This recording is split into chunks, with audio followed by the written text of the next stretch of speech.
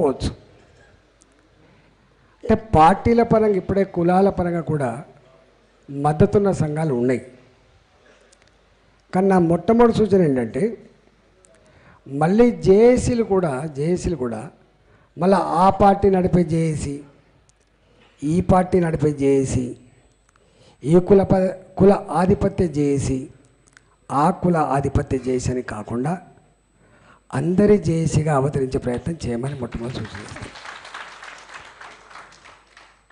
అందరి జేఏసీగా ఉండేట్టుగా చూసుకోండి. Number 2, JAC ఏర్పడుతున్నప్పుడు political leader నాయకత్వంలో ఉండదు, గుర్తుపెట్టుకోండి. నాలాంటి నాయకత్వంలోనో, లేకపోతే శ్రీనివాస్ నాయకత్వంలోనో, లేకపోతే ఐలాండ్ నాయకత్వంలో ఉండదు. అందరికీ ఆమోదయోగ్యం ఉన్న, ఇప్పటిదాకా ఏ మరక లేక, ఏ ముద్ర లేక, నిక్కచ్చిగా నిజాయితీగా నడపగలిగే చెప్పగలిగేటువంటి వాళ్ళ నాయకత్వంలో ఒక జేఏసీ వాళ్ళ నాయకులుగా పెట్టుకోండి. మా గురించి సంపూర్ణంగా మీకు తెలుసు, మీ గురించి కూడా నాకు తెలుసు. ఇవాళ నేను మళ్ళీ ఆ లోతులోకి పోను. జేఏసీ మళ్ళీ చెప్తున్నా, జేఏసీ అందరి ఆమోదయోగ్యమున్న ఒక న్యూట్రల్ మంచి వాళ్ళతోటి ఏర్పాటు చేసే ప్రయత్నం చేయండి. దాని నాయకత్వం వాళ్ళకి అప్పచెప్పండి. ఎప్పటి వరకైతే ఇంతకు శ్రీనివాస్ గౌడ్ చెప్పిండు, మళ్ళీ నేను కూడా చెప్తున్నా, ఎప్పటి వరకైతే రాజకీయ పార్టీల ఇన్వాల్వ్మెంట్ ఉండదో అప్పటిదాకా దానికి ఆ గౌరవం, ఆ గుర్తింపు, ఆ పదును వచ్చే ఆస్కారం లేదు. కాబట్టి అన్ని రాజకీయ పార్టీలని ఇన్వాల్వ్ చేసే ప్రయత్నం చేయండి. వాడు కించపరచకండి. వాళ్ళు రాగానే లొల్లి పెట్టుడు, ఏదో ఒక గుంపు. మేము జేఏసీలో ఇవన్నీ చూసినాం కూడా చెప్తున్నా, శ్రీనివాస్ గౌడ్ గారు చాలా చూసినాం కూడా చెప్తున్నాడు.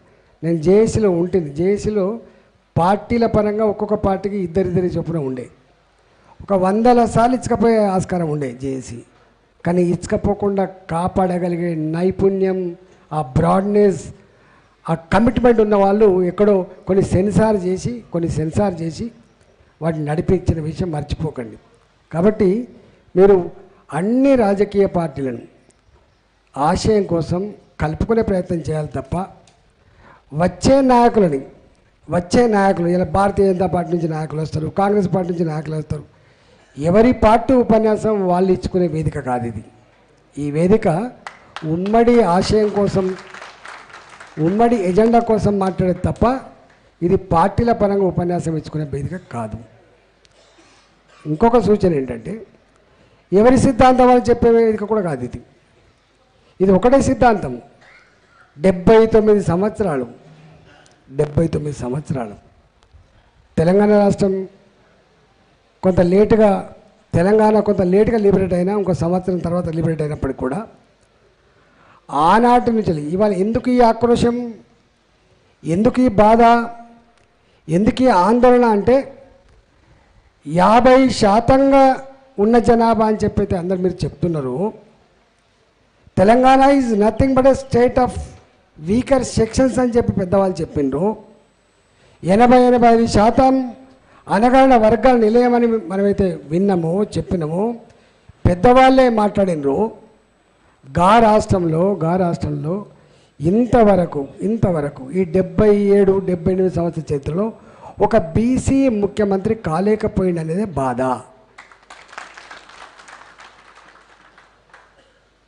అన్నీ నీవే అయినప్పుడు ఎందుకు పొందలేకపోయినాం అని చెప్పి ఇతరులను నిందించడం మంచిది కాదు. మనకు మనమే మన రాజకీయ నాయకులని, మన మేధావులని మనమే నిందించుకోవాలి తప్ప ఇతరులను ఎవరిని నిందిస్తే మంచిది కాదనే సూచన మాత్రం గుర్తుపెట్టుకోండి. మనం ఆశయం కోసం ఉద్యమిస్తున్నప్పుడు మనం ఇంకొక వర్గాన్నో, ఇంకొక కులాన్నో దూషించవలసిన అక్కర లేదు. దూషించే అక్కర లేదు. ఇక్కడ ఏమడుగుతున్నాం మనం? మాది మాకు కావాలని అడుగుతుంది తప్ప ఇతరులది కావాలని చెప్పి ఎక్కడ కోరట్లేదు. మనం గుర్తుపెట్టుకో, మన గొంతమ్మ కోరిక కాదు, న్యాయమైన కోరిక. ఇతర కులాలకు ఇతర వర్గాలకు కూడా ఏమనిపించాలంటే నిజమే కదా పాపం వాళ్ళు అంటే మీరు మాట్లాడుతున్నప్పుడు మీరు లెక్కలు చెప్తున్నప్పుడు అసలు మీ ఆందోళన చేస్తున్నప్పుడు నిజమే కదా అనేటువంటి భావన కలగాలి తప్ప అట్లట్లయితుంది అనే భావన ఉండే ఆస్కారం అయితే లేదు. కళాలతో రాసేవాళ్ళు ఉండొచ్చు, ఉపన్యాసాలు ఇచ్చేవాళ్ళు ఉండొచ్చు, ఇవాళ పొలిటికల్గా కొంత వాళ్ళకు శక్తి ఉండి మీకు సపోర్ట్ చేసేవాళ్ళు ఉండొచ్చు. ఇవన్నీ రకాల మీకు కోయిన్సైడ్ అయితేనే రిజల్ట్ వస్తుంది తప్ప లేకపోతే రిజల్ట్ వచ్చే ఆస్కారం లేదు. మీకు ఇంకొకటి ఒకప్పుడు రిజర్వేషన్లు అంటే ఈయన పెద్దల్లుళ్ళు లెక్క వాడుకుంటున్నాడు ఆయన. ఇలా ఈ దేశంలో అన్ని కులాలకు రిజర్వేషన్లు అందుతున్నాయి, గుర్తుపెట్టుకోండి. ఒకప్పుడు ఎస్సీలకు మాత్రమే రిజర్వేషను, ఒకప్పుడు ఎస్టీలకు మాత్రమే రిజర్వేషను, మీకేందా మీరు రిజర్వేషన్లు వస్తున్నారు అని చెప్పి మాట్లాడేవాళ్ళు. బీసీలకు మాత్రమే రిజర్వేషన్లు అని చెప్పి మాట్లాడేవాళ్ళు.